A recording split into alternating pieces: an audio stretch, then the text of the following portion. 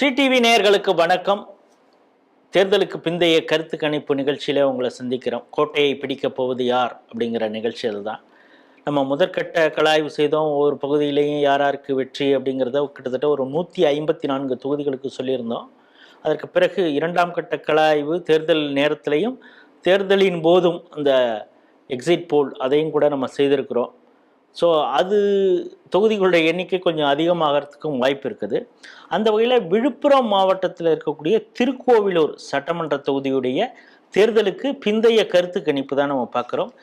இந்த மாவட்டங்களில் தொடர்ச்சியாக கள ஆய்வு செய்தவர் ஜீவரத்னம். அவ்வளோ பல தரவுகளை ஒவ்வொரு கிராமத்தில் இருக்கிறவங்க எப்படி நினைக்கிறாங்க, நகரத்தில் இருக்கிறவங்க எப்படி நினைக்கிறாங்க, இளைஞர்கள் எப்படி நினைக்கிறாங்க அப்படிங்கிறதெல்லாம் நம்மள்கிட்ட சொல்லிட்டு இருந்தாங்க.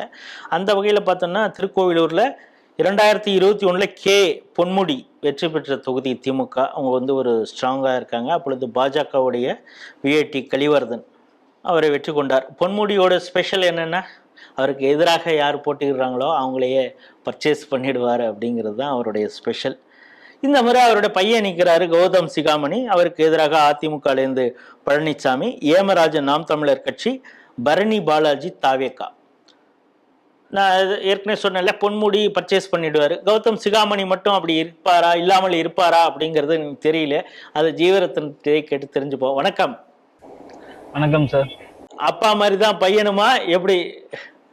அப்பாவுக்கு தப்பாத பிள்ளை அப்படின்னு தான் சொல்லணும் திருக்கோயிலூரை பொறுத்த வரைக்கும். அது தொடர்ச்சியா அந்த ஒரு ஃபார்முலா அவங்க பின்பற்றிட்டு வராங்க. தன்னுடைய அடுத்த தொகுதி என்னுடைய எதிரி தொகுதி அப்படின்னு இல்லாம தன்னுடைய தொகுதியிலையும் அந்த வேலைகளை சிறப்பாவே பார்த்துருக்காங்க இந்த டைம். அது இவங்க கிட்டத்தட்ட ஒரு 3 மாதங்களுக்கு முன்னாடியே சில விஷயங்களை முடிவு பண்ணதா கேள்விப்படுறோம். அதாவது தேர்தல் அறிவிச்சு அந்த காலகட்டங்கள்லயே இவங்க அதுக்கான வேலைகளை தொடங்கிட்டாங்க. ஏன்னா இந்த முறை தோல்வி அடைந்தால், ஏன்னா இவரு பொன்முடி அவர்களுக்கு பொறுப்புகளும் நிறைய, இவரு வாய் வச்சுட்டு கம்முன்னு இல்லாம நிறைய விஷயங்களை பேசி எல்லா பொறுப்புகளையும் இழந்து இன்னைக்கு இருக்கிறது. இதுவும் போயிடுச்சு அப்படின்னா ரொம்ப ஒரு இக்கட்டான சூழ்நிலை வந்துரும் அப்படின்றதுனால இவங்க ரொம்ப நுணுக்கமாவே நிறைய வேலைகளை பார்த்துட்டு வராங்க. அடுத்தவங்க நம்மள யாரும் நம்ம ஒருத்தவங்களை போயிட்டு இது பண்ணோம், அவங்க நம்மள எந்த விதத்திலையும் பாதிச்சிடக்கூடாதுன்றதுல நுணுக்கமான சில வேலைகளை பார்த்துட்டு வந்துட்டு இருக்காங்க. கண்டினியூவா இது திமுகவுக்கு சாதகமா தான் இப்போ வரைக்கும் சென்றுட்டு இருக்கு. ஏன்னா பணப்பட்டுவாடாவா இருக்கட்டும், மற்ற வாக்காளர்கள் வாக்கு சேகரிக்க செல்றதையே எந்த அளவுக்கு நம்ம குறைக்க முடியும், இது மாதிரியான பல வேலைகளை பார்த்து இது திமுகவுக்கு சாதகம் தான் அப்படின்ற நிலைமையில கொண்டு போய். ஏன்னா 2021 அவர் பேர்ல அவ்வளோ அலிகேஷன் இருந்துமே அவர் ஜெயிச்சாரு. அத மக்களே நம்பல. இவர் எப்படி ஜெயிச்சாரு அப்படின்றத மக்களே நம்பாத அளவுக்கு தான் 2021 இருந்தது. அதே நிலைமை தான் இப்ப 2026 திருக்கோயிலூர்ல வர்றதுக்கான வாய்ப்பு இருக்கு. ஏன்னா மக்களே நம்ப மாட்டாங்க, எப்படி இவங்க வின் பண்ணாங்க அப்படின்றத நம்ப மாட்டாங்க. அந்த அளவுக்கு இவர்கள் வேலைகளை பார்த்து வச்சிருக்காங்க. உட்கட்சிக்குள்ள இருந்து வர எதிரி எப்படி, துரோகி எப்படி இருப்பான்றத அவங்களுக்கு நல்லா அறிஞ்சு வச்சிருக்காங்க. அவங்கள எந்த இடத்துல எப்படி ஆஃப் பண்ணுன்றத சரியான முறையில பண்ணி வச்சிருக்காங்க அப்படின்னு தான் சொல்ல முடியும்.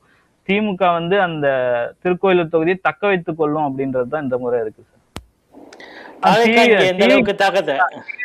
டிவிக்கே கொஞ்சம் நல்லாவே ஃபைட் பண்ணுவாங்க அப்படின்னு தான் எதிர்பார்த்தாங்க. ஆனா அந்த அளவுக்கான மக்கள் எதிர்பார்த்த ஃபைட் கூட அவங்க தாவேக்கு அங்க பண்ணல அப்படின்றத கேள்விப்படுறோம்.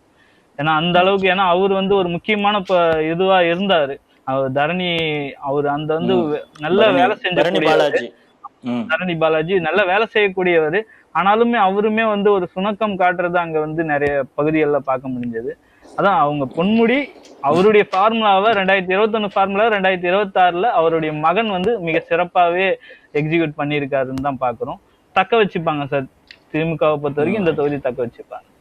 விழுப்புரம் மாவட்டத்தில் இருக்கக்கூடிய திருக்கோவிலூர் சட்டமன்ற தொகுதியுடைய தேர்தலுக்கு பிந்தைய கருத்து கணிப்பு தான் நம்ம பார்த்தோம். ஜீவரத்னம் பல நுணுக்கமான விஷயங்களை அவர் சொல்றாரு.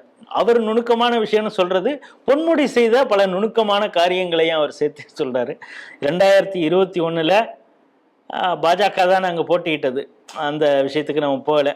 நான் ஏற்கனவே சொல்லிட்டேன். அவர் தங்களை எதிர்த்து போராடக்கூடியவர்களை அவர் எப்படி ஆஃப் பண்ணணும்னு அவருக்கு தெரியும். அதே போல் ஏவா வேலு அந்த பக்கம் திருவண்ணாமலையில் அவரும் அதே ஃபார்முலா தான். 2 பேரும் ரொம்ப எக்ஸ்பீரியன்ஸான விஷயம் இந்த விஷயத்தில். இது என்னன்னா, ஒன்றை நீ எடுத்துக்கோ, ஒன்றை எனக்கு கொடுத்துரு அப்படிங்கிற ஒரு டீலிங் தான். விழுப்புரத்தை உன்கிட்ட நான் கொடுத்துட்றோம், ஏன்னா அந்த ஆளுக்கும் எனக்கும் ஆகாது, அதனால அங்கே தோத்தா கூட திமுக பரவாயில்ல, ஆனால் நான் இந்த இடத்துல ஜெயிக்கணும், அதுக்கு நீங்கள் என்ன செய்யணுமோ அதை செய்யுங்க அப்படிங்கிறது மாதிரி தான் செட்டப்பு. திரும்ப தேர்தலுக்கு முன்பே 3 மாதத்துக்கு முன்பே அதற்கான களப்பணியெல்லாம் செய்திருக்காங்க. கட்சி பதவிகளை எல்லாம் இழந்து நான் இருக்கிறேன், ஆனால் இந்த பதவியும் போயிடுச்சுன்னா என்னால் இங்கே சமாளிக்க முடியாது அப்படிங்கிற ஒரு நோக்கத்தோடு பொன்முடி எப்படி வேலை பார்த்தாரோ அதே போல் கௌதம் சிகாமணியும் வேலை பார்த்துருக்காரு. அவங்களுக்கு எதிராக அவ்வளவு வழக்குகள்லாம் இருந்தால் கூட அவங்களிடம் இருக்கக்கூடிய ஆள்பலமும் பணபலத்தையும் வைத்து பலரை பர்ச்சேஸ் பண்ணியிருக்காங்க. பல இடத்துல வேகமாக வேலை செய்யக்கூடிய தாவேக்காவினரே இங்கே சுணக்கம் காட்டியிருக்காங்கன்னா எந்த அளவுக்கு அவங்க வேலை பார்த்துருக்காங்க, நுணுக்கமாக வேலை பார்த்துருக்காங்க அப்படிங்கிறத நம்ம புரிஞ்சுக்கணும். ஆகவே விழுப்புரம் மாவட்டத்தில் இருக்கக்கூடிய திருக்கோவிலூர் மீண்டும் திமுக வசமே செல்கிறது அப்படிங்கிறது தான் ஸ்ரீ டிவியுடைய தேர்தலுக்கு பிந்தைய கருத்து கணிப்பு சொல்கிறது. மீண்டும் வேறொரு சட்டமன்ற தொகுதியில் சந்திப்போம். நன்றி, வணக்கம்.